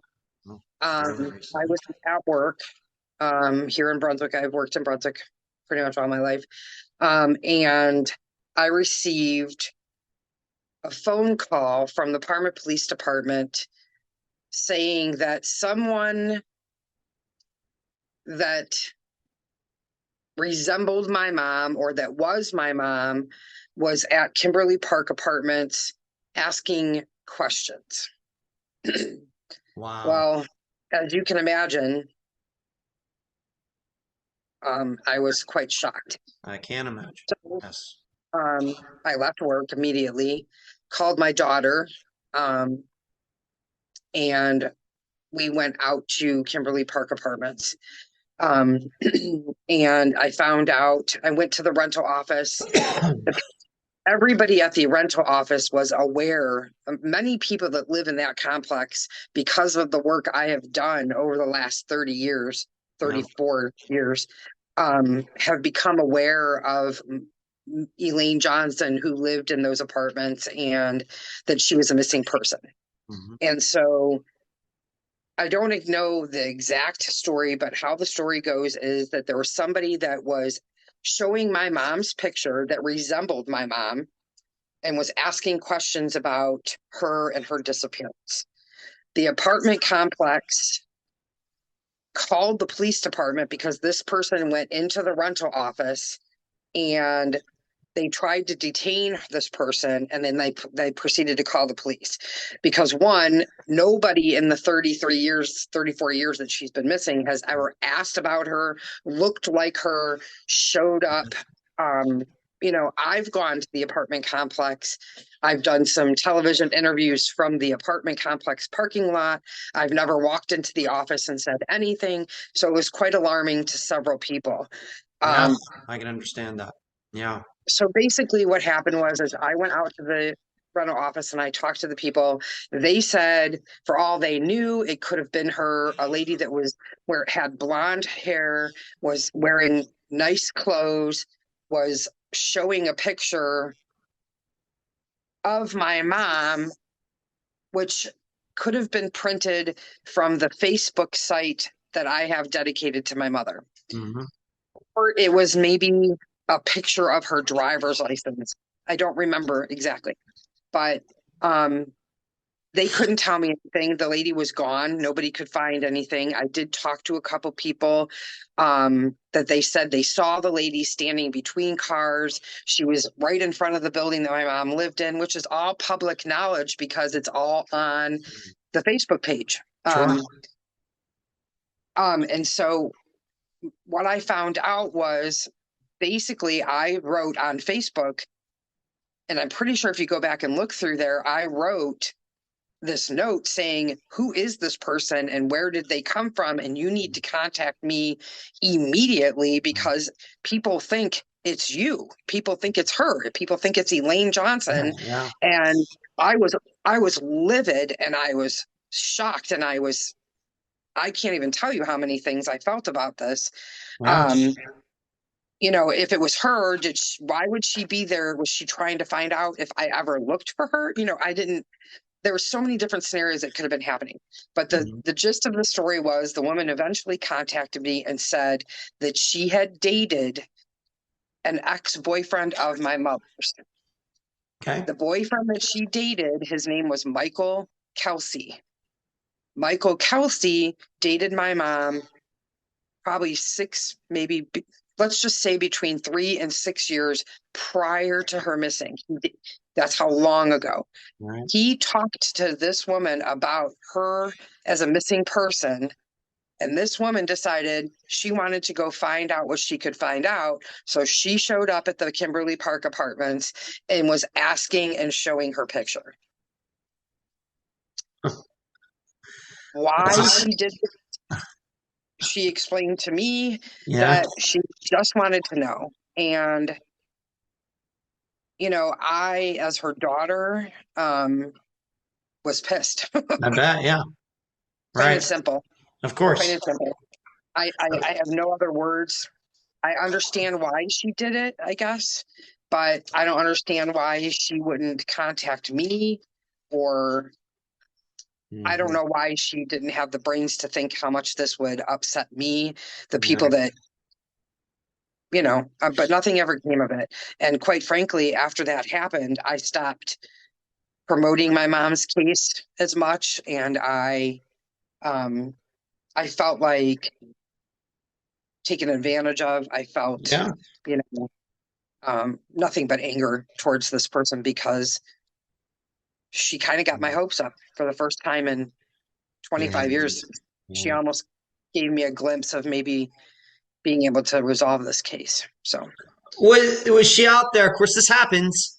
Was she out there because Michael Kelsey, you know, of course, we know guys do this. You know, if you don't do what I say, I'm going to make you disappear like I made Elaine disappear. Was it something like that? Or was it just your normal conversation? Hey, you know, this woman, Elaine Johnson, she went missing back in 1990. You know, I dated her for a while. What are we talking about here? No, she never gave me the impression that Michael had threatened her. She gave me the impression that Michael had just talked about it and that it bothered her, that no answer was ever found about the disappearance of my mom. Now, I didn't get into the logistics of their relationship because at that point I didn't care. Right. And Michael Kelsey hadn't been in the picture for many, many years prior to her disappearance. So I feel it was more she was just being nosy, or maybe, you know, I don't know, maybe something took place or he talked about her and she got curious. I don't know. But you know, the police were aware of the situation. They summed it up to somebody being ignorant and looking into the case. They've never questioned her, and they never questioned Michael Kelsey, to my knowledge. So I don't think it was a threat. And you've never spoken to Michael Kelsey either? No, I have not. Okay. And is this? I guess this woman's like banned from your Facebook page now, like banned from your life. You know what? I didn't ban her, but I basically, you know, just said, you know, I can't believe you would do this. This is not the way to go about something. Yeah. Okay. And like I said, I really haven't put it out there that much because it leaves me in a very vulnerable state. Yeah. Okay. All right. And this happened just 5 or 6 years ago. This was not back in like 1995. This happened like 2018 or something. Correct. Okay. All right. Well, speaking of guys, let's go back to Brian Sachs, and his last name, by the way, is spelled Sachs. Yeah, I guess unfortunately, whether we think he had anything to do or not, it's sad that he's not alive anymore. But his story, you told me, is actually, guess what? The last time he saw her, she was washing clothes. How did you come across that? When did that come out? What do you remember about that? What I remember about it is you know, it's more the proof. It's the police interviews that took place with Brian. Yeah. They gave me the paperwork about the interviews. I don't remember at the time Brian telling me that he last saw her doing laundry. But in the police reports, his story was the last time he saw her was she was in the laundry room. There's a story where he had said he found a note taped to the intercom that he took in and gave her in the laundry room, which struck me as a lie, a blatant lie, because at the time, which I still believe is the case to this day, if you were on the intercom part of the entryway to the apartment, you would need to be buzzed back in the door unless he held the door, saw a note taped on the intercom, and then walked back in and took it to her. No note was ever found in anything that somebody would have left on the intercom. Mhm. And again, like I said, if he went all the way out, which most people let the door shut behind you, Yeah. he wouldn't have been able to get back into the apartment. But that's the story from him. And, you know, So what does he it, say? Once again, you're just getting this from the paperwork. So we don't know the context of this. We don't know like what day he was over there and saw her washing clothes and why he didn't stick around until she was done washing clothes. We don't know anything about any of that. no, we don't. We just He, know what the police interview says. Now I can find that and I can read to you what that says if you that, would like. that's fine. We just know that his claim is that the last time he saw her, she was washing clothes. Correct. All right, and we of course we know her clothes were found in the washing machine in the dryer. So it Correct. seems he had, I guess, what we might call intimate knowledge of her movements around the time of her disappearance. Correct. Okay, there's no other way he could have known that. Okay, but he did no explanation about why he left to go home or why he didn't stick around until she was done. Nothing like that. No, not that I'm aware of, just stuff from his interview from the Okay. police. All right, and after the police, of course, went on their merry way because they didn't seem too concerned about this. How many one-on-one conversations did you have with Brian about your mother's disappearance? How many? Just the One-on-one, one that I met, just one. just one. Just the time I met him in the lobby, the police told me I shouldn't talk to him. Okay. So you went on living your life. You're still here. He's dead. You never spoke to him again. Never was were in contact with him again. Um, no, never had a direct conversation with him, but I did see him and Okay. was around him. Okay. How did that happen?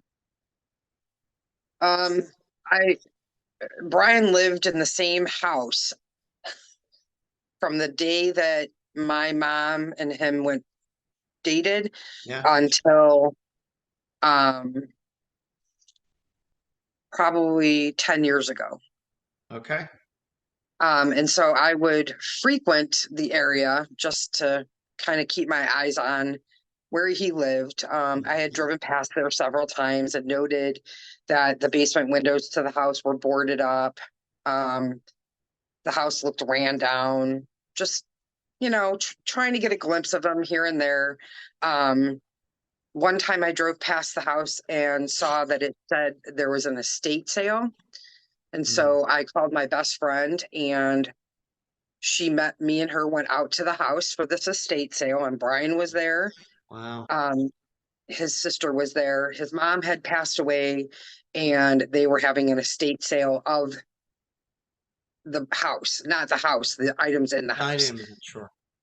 So my girlfriend and I pretended that we were estate sale shoppers and we went through the house. Look at you. That's so creative. I love it. Did you see him? Did he recognize you? Did it register or do you think or not? The only reason I knew for sure it was him because his sister said Brian. I did not recognize him Wow. because when I saw him the first time, he was, you know, stocky. The gentleman that I saw was, older, Uh-huh. much older, thin, had short hair. I didn't talk. My girlfriend said don't talk because she says I sound just like my mom. Um, and she didn't want me to set him off or anything. But I did see him. We walked through the house. The house was disgusting, in all honesty. I was surprised they would even have an estate sale Oh in there. my. It was very run down, very outdated, very dirty. Yeah. Like the ceiling was falling down. Um, dilapidated, just dilapidated. And nothing in there was of any value. There was, like dishes and things like that. We were free to walk from the bedroom to the kitchen to the front entrance over and then to a back area. There was one room that had a big keep out sign on it and the door was locked and shut. Um, when we walked through to the back area, it looked like that might have been where somebody like slept. It was like a bedroom instead of like a living room or a dining room. I remember looking out the back there was a patio door. I looked out there. It was very, dirty and icky in that area. But it struck me that there was a newly cement pad poured out there. New as in there was still dirt mounded around, and the cement was very white and clean compared to anything else on the whole premises, if you What will. year was this approximately, this estate sale? Approximately. Let's see. It had to be probably 2018. All right. So once again, just right around the time this woman's showing up there, and everybody thinks it's Elaine. This also was going on. This also what they also happened, around the same time, kind of close. Yeah, it had to be within that like 10-year span that this stuff was happening. Yeah. Okay. So at that time, I went home and I called the Parma Police Department and said, that Brian's mom had died. I looked it up. I found out Brian's mom died. That was why they were having the estate sale. I explained that I went into the house. I explained that I found that cement padded area to be odd, considering how ran down the house was. Mm-hmm. And, had a conversation with the police about that. Then, they did. You have to understand also there's been several detectives and several police captains that have been Sure. on the case. Like my mom's case is the only case that's open in the Parma area, but there's been, I think, 3. The original detective that handled the case retired. Then there was a police. I'm on my 3rd captain since my mom's been missing. I'm surprised it's not more. Given 34 years, I'm surprised it's not 6, 7, or 8, really.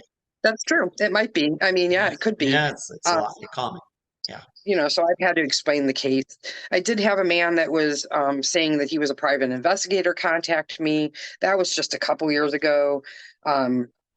He and I had talked about the cement slab. The police basically told me at that time that they had no information to go on, that they didn't have a reason to go to this house. And so they basically, blew me off when I had called them about it. But then a couple years ago, I had a man that contacted me that said he was a private investigator and that he wanted to, look into her case. I was very skeptical. My daughter ended up giving him a couple $100 to help us. He looked into it. He did help us get the police to take cadaver dogs to the house. Cadaver dogs never found anything. And that honestly was the last time that I've contacted the police department. So, the house was sold. Brian moved to Florida, passed away. I've tried contacting family members. Again, it's all documented on Facebook. I could go through there. They've tried to contact me, but yeah, that was the last that we've. Let's go back to 1990, the one and only time that you actually spoke to him about your mother's disappearance. In your opinion, did he seem bothered, worried? Did he ever offer up an opinion as to what could have happened to her? Anything like that? Bothered, worried, sad, anxious, nervous? What would you say? Going back to 1990. I will say I think he was a little nervous. You have to remember he had never met me. The first time he's meeting me, it's when I'm filing a missing person report on her. Did he seem concerned? No, he didn't seem concerned. It didn't. I think he felt. I felt that he was nervous, like he didn't really know what to say for many reasons. Either he did something or he was realizing he was the person of interest. He didn't like the fact that I had said he was the last person to see her alive. I get that, but it was factual. It wasn't a lie. It wasn't anything. I wasn't accusing him. I was only giving you information that was, like I said, factual. I didn't like him. He never tried to contact me, which I thought was odd considering he's the last person to see my mom alive and all these years. I could see why I never contacted him. I was scared to do anything that, would compromise anything if Right. He's was the one who knows whether he did it. We're not saying that he did, but only he's right, the only one that can be sure whether he knows whether he did anything or not. So if he right, didn't do anything, there should be no nerves about contacting you to say, "Hey, what's going on?" I'm just. On right, the other hand, you're not sure that if he did anything or not, so there should be nerves or hesitation on your part, is what we're saying. correct. Right. Yep, absolutely.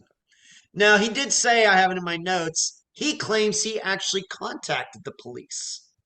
Is this Yes, true? that is in the police report. That is in the interview from the police department. He claims he did. One claim was unfounded. The police never had a record of it. Another claim, different dates, I think it was. But he in the report, it says he contacted the police department, told them that if Elaine was going to jump, where they should go look. If she was going to commit suicide, yes. If Elaine was going to jump off something, there was a bridge in the parkway where they should probably go check. Okay, Yeah. So when does he say do you even have any idea? Of course, we're talking December 3rd is when you get the call that she didn't show up for work.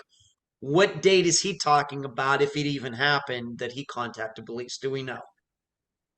There's a date in the report. I think it was maybe the 6th or the 9th of December. All right, so 3 or 4 or 5 days after you got the call. Correct. So I guess maybe it's possible he finally figured out maybe she's, I saw her. Once again, I'm not here to defend him, but conceivably, he's there over there. She's washing clothes. He decides to go home. He doesn't ever hear from her for maybe, they had a fight or something. He goes home, doesn't hear for 4 or 5 days, can't get a hold of her, and then he calls the police. I guess it's conceivable. Right. I'm not saying that happened, but it's at least conceivable. Okay. Correct. What about this note? Now, he's the one that claims that he found this note outside. We've already kind of talked about this, but he never detailed what was in the note, who wrote the note, anything. No, not that I'm aware of. I never found the note. If you're I have to admit, everybody wants to, try to keep to themselves. But if I were to show up at somebody's, I don't have a girlfriend, but say my girlfriend's apartment, and I go by her box or something, and there's a note there, I have to admit I'm a really good guy, but I might get curious. You know what I mean? Yeah. Maybe look it up, what's going on here. I know I shouldn't do that, but just saying. It seems that he has no idea. It's just he said there was this note and that's it. Right, to my knowledge. Okay. All right. And we've already talked about you only had the one. What about witnesses? Anything about anybody ever seeing him over the years? Anything you've heard anybody seeing him? He's the one that says that he was over there and she was washing clothes. Can anybody else verify that? Not that I'm aware of, no. Okay. Now here's something to think about. We've talked about it. Just want to put it out there. You talked about this trash chute that was in the laundry room. Correct. I have to ask. I have a trash chute. It's right out my door. I live in a 20-floor condo building here. My trash chute is right out there. I can tell you personally, me being 5'9", 180 pounds, I would not be able to fit in my trash chute. But you've given me the impression that conceivably a woman of your mother's build or height and weight and everything could have fit in this trash chute. Maybe you want to talk a little bit about that. Well, considering that we never had anybody say that they saw her, and that, nobody saw her walk out. The only other exit would be to go in the trash chute. Okay. My mom was 127 pounds, I believe, and 5'7", 5'6", 5'7". Skinny, on the skinnier side. Yeah. Yep, on the skinnier side. At one point, the police and I did come up with the scenario that would be, if something took place in the laundry room and there was maybe a fight, she fell, she hit her head, he freaked out and put her down the garbage chute. The problem with that is, why it could be feasible is, you have to remember the police never searched the apartment building All right. in the beginning. It wasn't until 2 weeks after she went missing that they actually went up and entered her apartment, or took a look at the laundry room. My biggest fear when the longer it got, 2 weeks into it, my fear was that I could have destroyed any evidence by folding her clothes and taking them down to the laundry room. And I even voiced this to the police. I didn't go in the laundry room and look for blood. I went in there innocent, thinking she's went somewhere and she's coming back. And so at the time, the captain of the Parma Police Department did come up with a mock opening for the dimensions of the garbage chute, and he did indicate that it was very plausible that she could have been injured and disposed through the garbage chute, which went down a pipe, which went directly into a dumpster. Right. Now, it wasn't like a garbage chute where you open like a laundry chute. It was literally an enclosed container that took the garbage down directly into a dumpster. Now, I remember going out there. I remember when I moved her in. I remember when I moved her out. Remember, I said I had to take her stuff out in the middle of the night. How do you think I did that? I used grocery carts. I put stuff in her grocery carts and I took them down the elevator. But most of the time, I also exited out the steps. Any garbage I put in the chute, which went down. And it wasn't a twisty, turny chute. It was a chute that kind of went directly down. There wasn't a lot of twists and turns. So it was very feasible that she could have been disposed into the garbage chute, then into a dumpster, then taken to a landfill. And nobody took the time to check that information out. Right. When she disappeared, it wasn't until years and years later. Okay.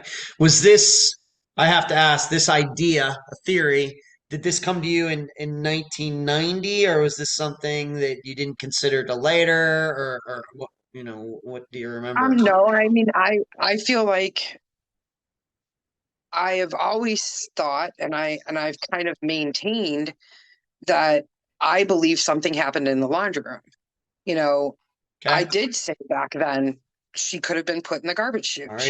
She could have been put in garbage bags and stored in a storage unit until,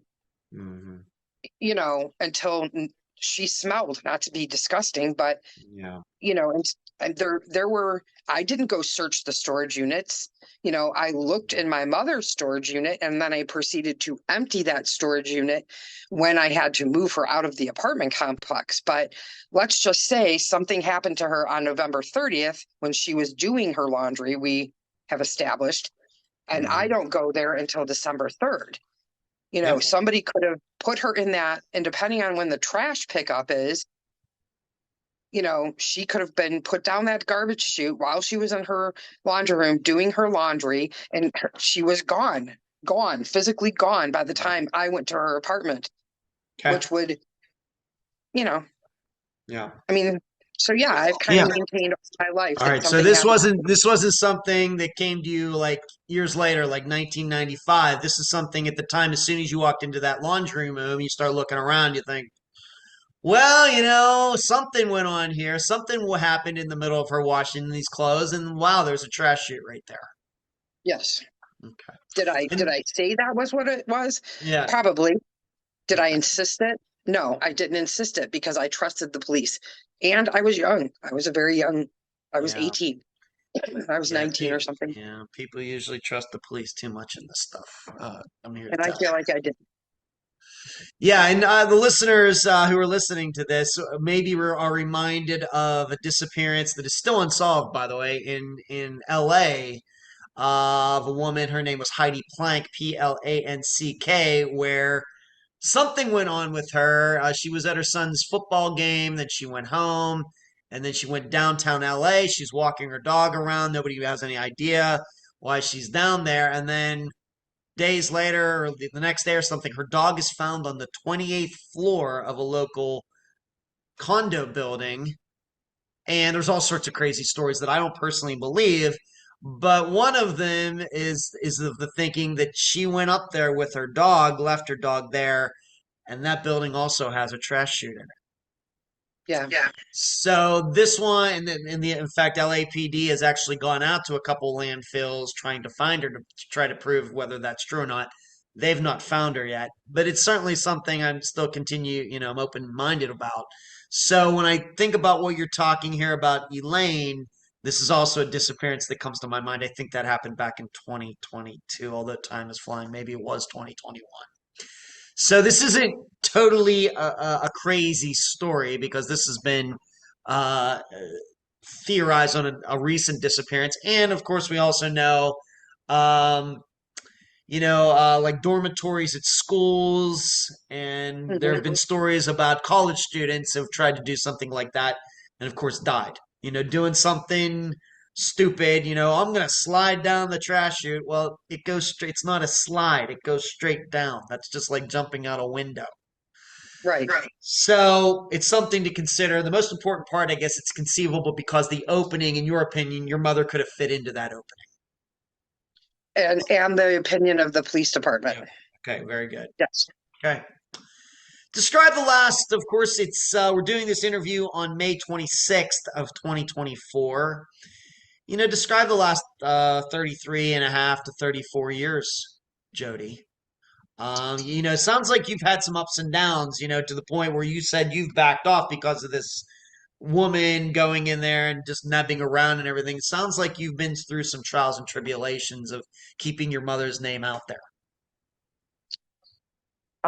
Yes.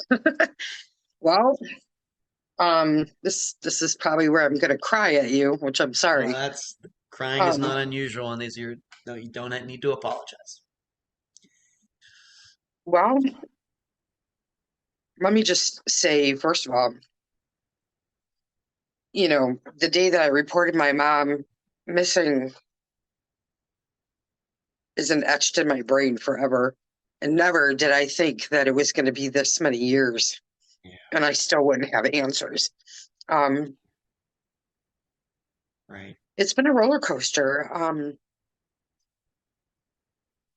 I never I never planned on having any children, let me tell you, first of all. And I have told people all my life that God gave me my children when I needed them the most.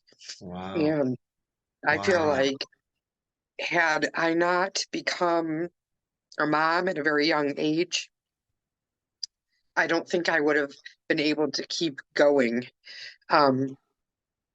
because I'm the type of person that likes to have control over everything. And this is, something that I can't control. Yeah. I haven't been able to control it. I haven't been able to fix it. I go to bed every night with her on my mind. I wake up every morning with her on my mind. So I have two beautiful children. Yeah. Jessica kept me grounded and kept me going and gave me a reason and a purpose. And then 18 years after I had Jessica, God said, have another child.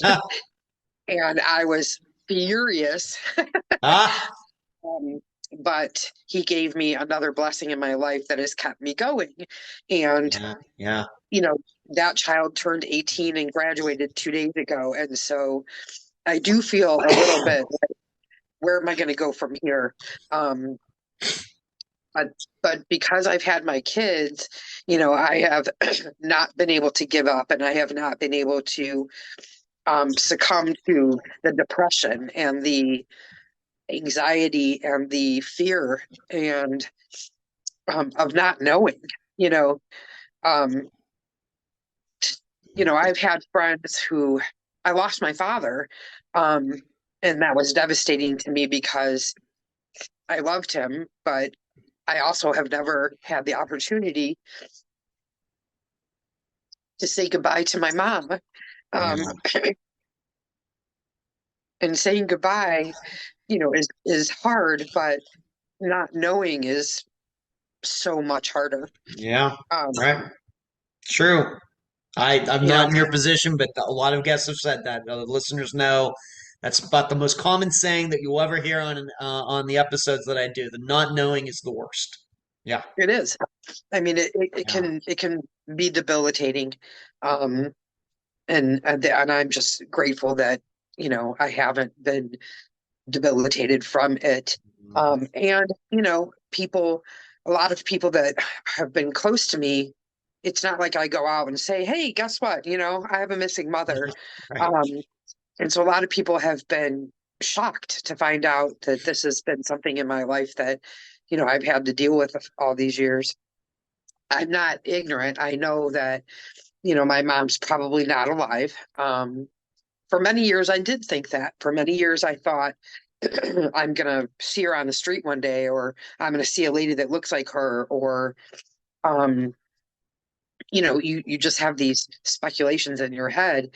Obviously, I don't feel like I'm going to ever see her again, but I do hope that one day I can have closure, and I do hope and pray that my children can have closure. They see the hurt and the way I feel about the situation, and they have the fear themselves. I've never lied to them. Um, Mhm. Even Jessica, when she was little, I had to tell her the truth. I felt like if I lied to her and for some reason I found out my mom was out there, then I would be the ultimate liar to my daughter. And so I've never sheltered them, if you will, from the reality of having a missing person in their lives. So for them, I hope that one day they get closure if it comes to me passing away and me still not having an answer. But ultimately, whether my mom was an alcoholic or a manic depressive or a crazy person or whatever, she was my mom. She was a wonderful person. She was loved. She Mhm. deserves to have closure herself. I deserve to be able to have ability to put her in her resting place, which to be honest with you, I'm terrified of. You know, I I think to myself, I want answers, but on the same hand, I'm scared to find out what did happen to her. Yeah, it's bittersweet. We've experienced it over 30 times now. Disappearances that have been covered. We only, of course, feature unsolved disappearances, and then some of my guests have found out what happened. Some of them have been suicides, accidents, murders. Runs the gamut. Always bittersweet. Always Yeah, you get those answers, but dang, now I have those answers. right. Yeah. Yeah. How But I'm did how still, did her how did her siblings react to all this 1990, in 1990, and how did they um, all? Can you say? I think that my mom's sister was devastated as well as I was. She died unexpectedly. When she went missing, my aunt and I had written Unsolved Mysteries a letter, Mm. trying to get my mom's story out there. And they had written back that it wasn't a mystery enough to have her story. Oh So my I'm sure she goodness. was devastated. My mom's older brother, I can only speculate. I think that a lot of my mom's family saw how bad she struggled with her alcohol addiction, and I don't think that they necessarily understood the magnitude of it. Mm. Um, Whereas I lived it every day. But Yeah. I don't think my mom's brother thought that, you know, this would go on this long. And then my mom's youngest brother, I don't talk to him because he has some issues. Okay. And honestly, he had been in jail for 20 years. Uh, And when he got out of jail, he had come to my house, and it was the first time in all these years I had seen somebody that resembled my mom and that had my mom's mannerisms and sounded like her. And I was sick to my stomach because I miss that. I miss my mom. Um, and it just brought back so many memories. I know that he loved her dearly, and I know that he would like to have answers as well. um, how he feels about things. I don't think that he feels I handled things the best way.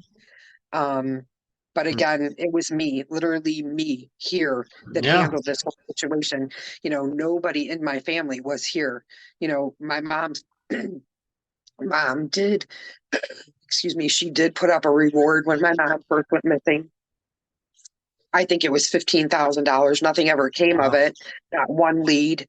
Um, and then she died not knowing. So, I can't Mm. say. I'm sure they all feel devastated too and feel that we need to have closure. Okay. Do you have a Facebook page, website, anything like that set up for your mother's disappearance? If so, why don't you tell the listeners about it right now?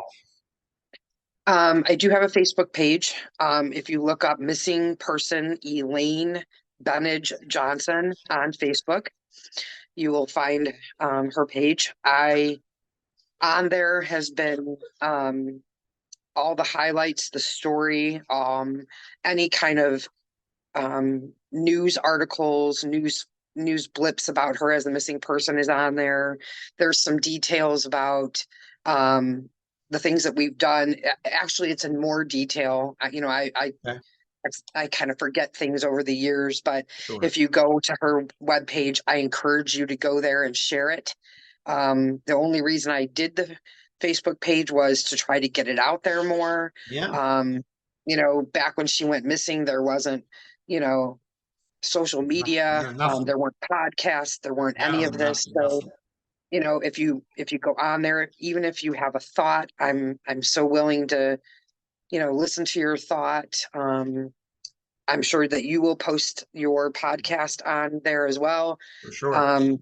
But it just gives you a lot more detail and all the work that I've done over the years. I mean, when she first went missing, the police never even got her dental records or her DNA or they didn't do any of that. I have done that all on my own and with the help of friends.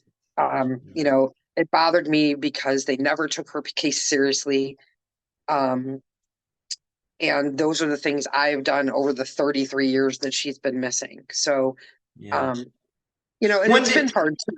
Yeah, when did I have to ask? Being this happened in 1990, which usually in disappearance terms we usually considered to be pre-DNA era. When did your DNA finally get taken for your mother's disappearance?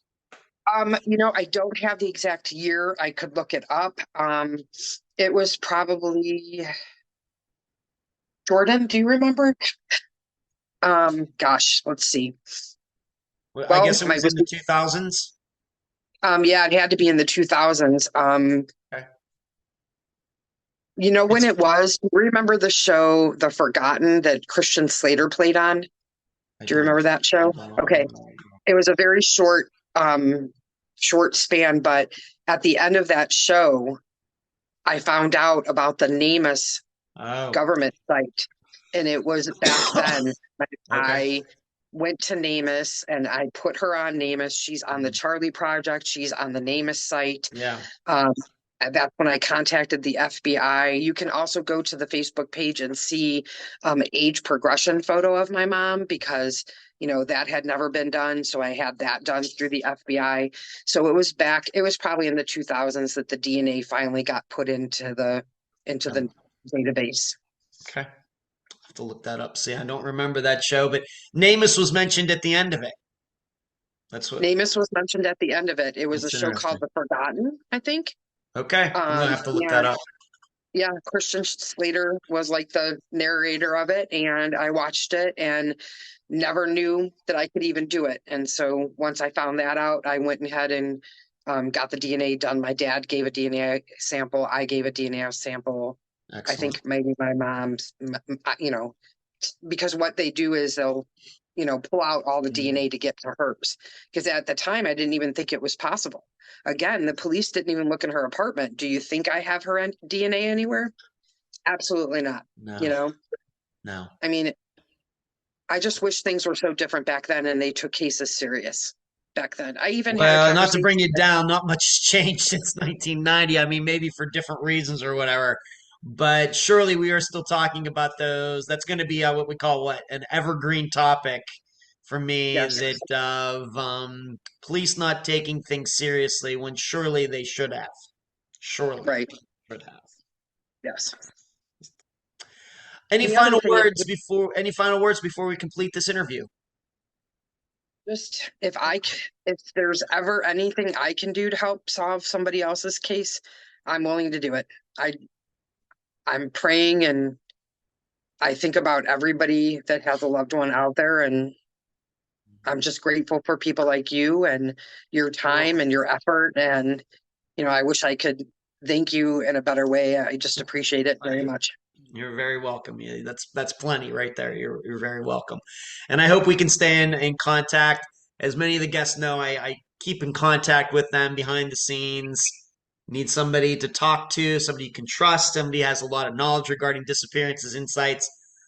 I'm the person to come to. Always ready. As the saying goes, I'm always ready to talk.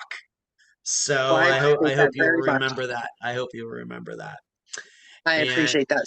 you're very welcome. And I appreciate you being on this episode of Unfound.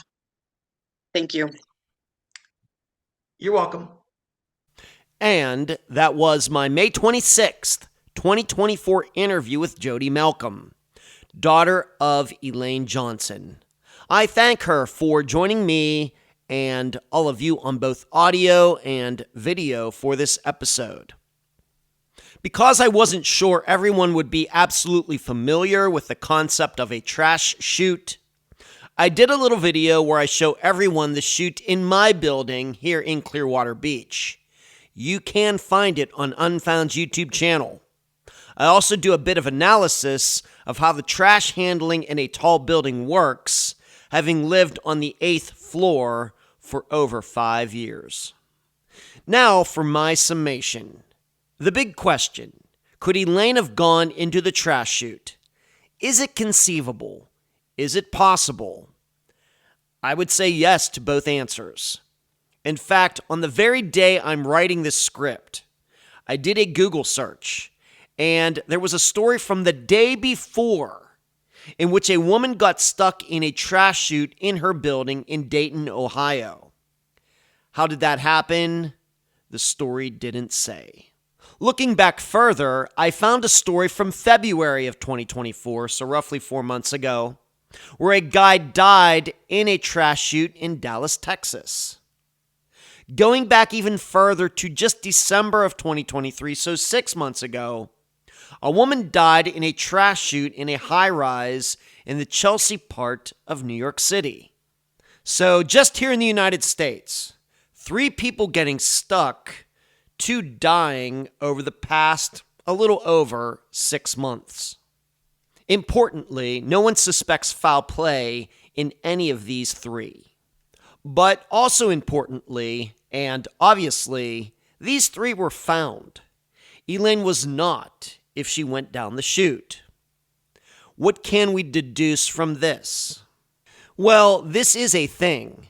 People do go down trash chutes due to their own free will. So Elaine going down the chute either by force or by choice, conceivable yes, possible yes. Yet what this also shows is when this happens, the bodies are discovered fairly quickly, contrary to Elaine's case. Let's take a look at this from the other side though. Do people go missing from tall buildings? Yes, this happens. However, overwhelmingly, this is due to foul play. And search results will show killers remove the victims from those buildings, usually hotels, using bags or luggage. A good example, Grace Mullane, killed in a hotel in New Zealand by Jesse Kempson in December of 2018. Why do killers do this instead of using the trash chutes? Most hotels don't have trash chutes. And regarding Heidi Plank, even though I mentioned her in the interview, and yes, her dog was in that Los Angeles building on one of the top floors, and there are all sorts of stories about strippers and cocaine connected to Heidi's disappearance, and despite all the rumorizing that somebody threw her down a trash chute, there's no proof that she was ever in the building. Whereas Elaine was surely in hers. Overall, I have to admit, I'm not sure this analysis really clears anything up. If Elaine went down the chute for any reason, the stats say she most likely would have been discovered quickly. Likewise, if somebody harmed her in the building, then there seems to be the high likelihood that the perpetrator could get out of the building with Elaine's body in a suitcase without getting caught. Yet, there were no signs of foul play. And this doesn't even begin to suppose, well, what if Elaine left all on her own? In which she could have left at any time and now could be anywhere. If you'd like to hear and read more of my in-depth analysis into the disappearance of Elaine Johnson, please go to patreon.com/Unfound Podcast, sign up, and enjoy the Unfound blog. Until then, I leave the public theorizing up to you. And that's the program. Right now, while you are in your podcast platform, Spotify, YouTube, iTunes, wherever, give Unfound a 5-star review, a thumbs up, whatever that platform allows. I thank you for listening. I'm Ed Densel, and you've just finished this episode of Unfound.